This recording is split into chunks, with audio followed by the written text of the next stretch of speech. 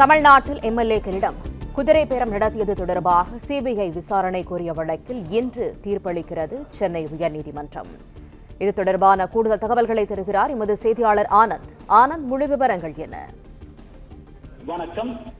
எம்எல்ஏக்களிடம் குதிரை பேரம் நடைபெற்றதாக தொடரப்பட்ட அனைத்து வழக்குகளையும் இணைத்து சிபிஐ விசாரணைக்கு உத்தரவிடக் கோரிய மனு மீது இன்று தீர்ப்பளிக்கப்படும் என சென்னை உயர்நீதிமன்றம் அறிவித்திருக்கிறது. திருப்பூரைச் சேர்ந்த வழக்கறிஞர் பாலசுப்ரமணியம் என்பவர் சென்னை உயர்நீதிமன்றத்தில் தொடர்ந்த வழக்கில் தமிழக சட்டப்பேரவை சபாநாயகருக்கு எதிராக தீர்மானம் போது தாங்கள் சொல்லும்படி நடந்து கொண்டால் 35 கோடி ரூபாய் தருவதாக ஊத்தங்கரை எம்எல்ஏவிடம் சிலர் குதிரை பேரம் பேசியதாக அவர் அளித்த புகாரின் அடிப்படையில் சென்னை திருவல்லிக்கேணி காவல்துறை வழக்கு பதிவு செய்திருப்பதாகவும், ஆனால் அந்த புகாரை பேரம் நடைபெற்றது குறித்த அன்று வழக்கு பதிவு செய்யாமல் சில நாட்கள் 4 நாட்களுக்கு பின்னர் வழக்கு பதிவு செய்திருப்பதும், புகார் கிடைக்கப்பட்ட பிறகும் முன்னரே ஆரம்ப கட்ட விசாரணை நடத்தப்பட்டிருப்பதாகவும் அவர் தன்னுடைய மனுவில் புகார் தெரிவித்திருக்கிறார்.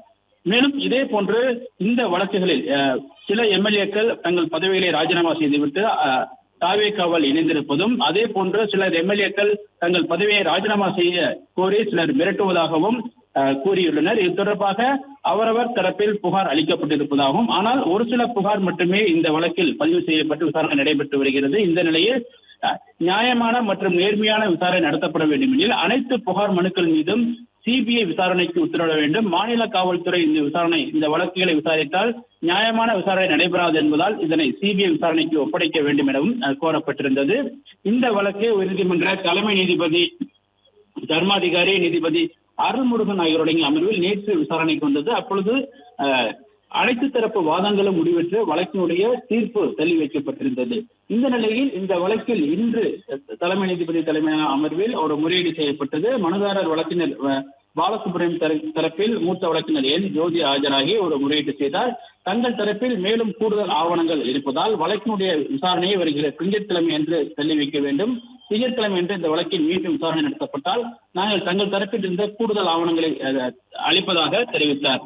ஆனால் இதனை ஏற்க மறுத்த நீதிபதிகள் ஏற்கனவே தீர்ப்பு தள்ளி வைக்கப்பட்ட நிலையில் முக்கிய ஆதாரங்கள் சமர்ப்பிக்க வேண்டும் என்ற கோரிக்கையை எப்படி ஏற்க முடியும்? தீர்ப்பு தள்ளி வைக்கப்பட்ட நிலையில் மீண்டும் அந்த வழக்கினை எவ்வாறு விசாரணைக்கு எடுத்துக்கொள்ள முடியும் என தெரிவித்தார்.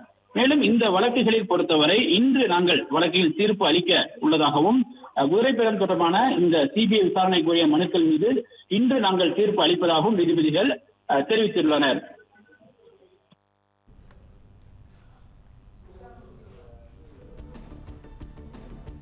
தகவல்களுக்கு நன்றி ஆனந்த்.